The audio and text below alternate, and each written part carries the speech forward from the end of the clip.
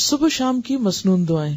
جو شخص صبح شام 100 مرتبہ سبحان اللہ و بحمدہ پڑھے، یعنی صرف اتنا، تو اللہ تعالیٰ اس کے تمام گناہ معاف فرما دیں گے، اگرچہ سمندر کی جھاگ کے برابر ہو. اس کی عادت کیسے ڈال سکتے ہیں آپ؟ کیونکہ مصروف ہے نا سب، تو اتنا وقت تو نہیں ہوگا کہ جا نماز پہ بیٹھ کے 100 دفعہ پڑھ کے پھر اٹھے. کوئی ایک خاص کام جو آپ کو روز کرنا ہے، تو اس خاص کام کے ساتھ آپ ایک خاص ذکر جو ہے وہ اپنا باندھ لیں.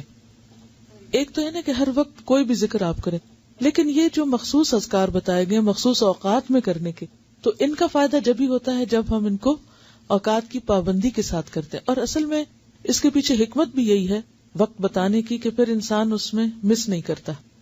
صبح ہوئی، اللہ کی یاد آئی، اور سنت کے مطابق جو آپ صلی اللہ علیہ وسلم نے بتایا وہ ذکر کرنا. ویسے تو آپ کوئی بھی کر سکتے ہیں، ہر ذکر میں فائدہ ہے، لیکن آپ کے نقش قدم پہ چلنا، جہاں آپ نے قدم رکھا وہیں پیچھے رکھنا، اس کا لطف ہی کچھ اور ہے.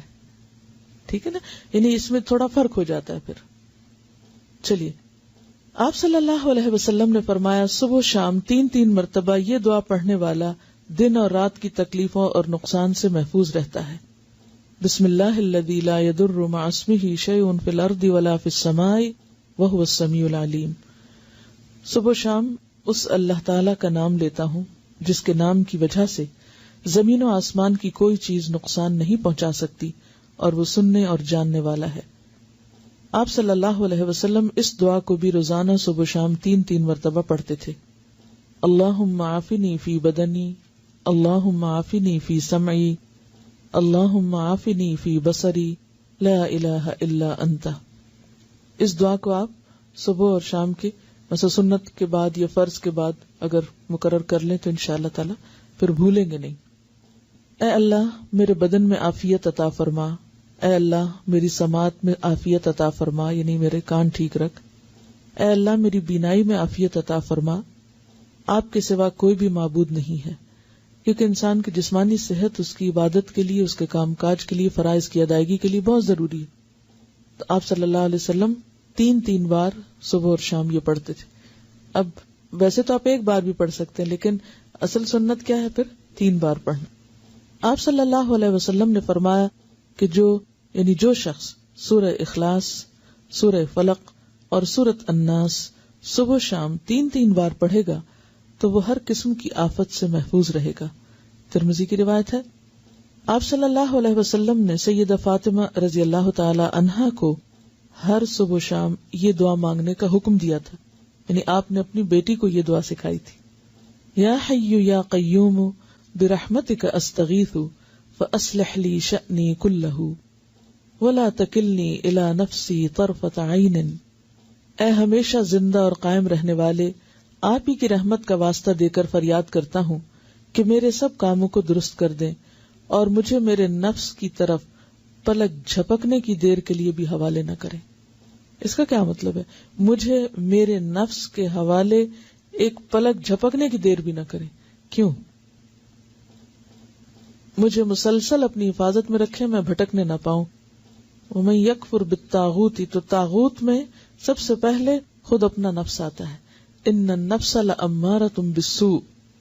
اور اگر انسان اپنے نفس کی باتیں ماننے لگ جاتا تو کبھی بھی پھر وہ اللہ کی بات نہیں ماننے دیتا. تو انسان نفس کے حوالے ہوا نہیں اور پھسلا نہیں اور گیا نہیں. ٹھیک ہے، تو اس لیے یہ دعا بھی بہت اہم ہے اور بہت ضروری ہے. تو نفس کے حوالے ہونے کا مطلب کیا ہے؟ برائی کی طرف جانا.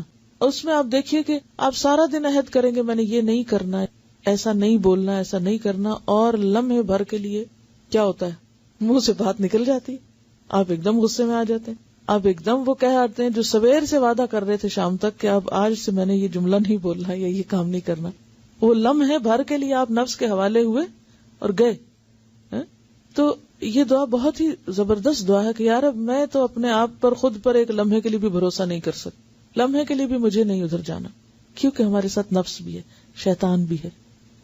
تو یہ ایسے دشمن ہیں، ایسی طاقتیں ہیں کہ جن کا مقابلہ ہم تنہا نہیں کر سکتے، یہ صرف اللہ کی مدد سے ہو سکتا ہے. اس لیے صبح اور شام، ورنہ بعض اوقات انسان کہیں ایک دفعہ تو مانگ چکا، اب اور کیا مانگنا، روز کیا یہی مانگنا. یعنی آپ کے ذہن میں یہ آ سکتا ہے کہ سویرے بھی مانگو، شام بھی مانگو، وہی باتیں، پھر ریپیٹیشن. اس ریپیٹیشن کی ہر سویر کو ضرورت ہے اور ہر شام کو ضرورت ہے کہ ہم بھولنے والے ہیں. پھر سید الاستغفار. آپ صلی اللہ علیہ وسلم نے فرمایا جس نے صبح و شام صدق دل سے سید الاستغفار کو پڑھا اور اسی دن یا رات فوت ہو گیا تو وہ جنت میں داخل ہوگا. اب آپ دیکھیں اللہ تعالیٰ نے بخشش کے کتنے سامان کیے ہیں. ایک چیز کر لو، دوسری کر لو، تیسری کر لو. یعنی یہی اس کی رحمت ہے کہ اس نے چھوڑا نہیں بھٹکنے کے لیے، یا اللہ بندوں پہ ظلم نہیں کرتا. لیکن اگر بندے خود ہی غفلت کے شکار رہیں اور کسی بھی چیز سے فائدہ نہ اٹھائیں تو پھر جبر نہیں کرتا اللہ تعالیٰ. سید الاستغفار یہ ہے: اللہم انت ربی لا الہ الا انت خلقتنی وانا عبدک وانا علی عہدک ووعدک ما استطعت اعوذ بک من شر ما صنعت ابوء لک بنعمتک علی وابوء بذنبی فاغفر لی فانہ لا یغفر الذنوب الا انت. اے اللہ، آپ ہی میرے رب ہیں، آپ کے سوا کوئی عبادت کے لائق نہیں. آپ نے مجھ کو پیدا کیا ہے اور میں آپ کا بندہ ہوں، اور میں اپنی طاقت کے مطابق آپ سے کیے ہوئے عہد اور وعدے پہ قائم ہوں. میں اپنے برے اعمال کے وبال سے آپ کی پناہ چاہتا ہوں. میں آپ کی نعمتوں کا اقرار کرتا ہوں، یعنی جو بھی آپ نے نعمتیں مجھ پر کی ہیں ان سب کا اعتراف کرتا ہوں، اور اپنے گناہوں کا بھی اعتراف کرتا ہوں. یعنی ایک طرف تو نے مجھے اتنا کچھ دیا اور دوسری طرف میرے گناہوں کے ڈھیر ہیں. آپ میرے گناہوں کو معاف فرما دیجئے، کیونکہ آپ کے سوا کوئی بھی گناہوں کو معاف نہیں کر سکتا. یعنی کسی انسان، کسی جن، کسی فرشتے کے اختیار میں نہیں کہ وہ بندے کے قصور معاف کر سکے. اصل معافی اللہ ہی کی طرف سے ہے.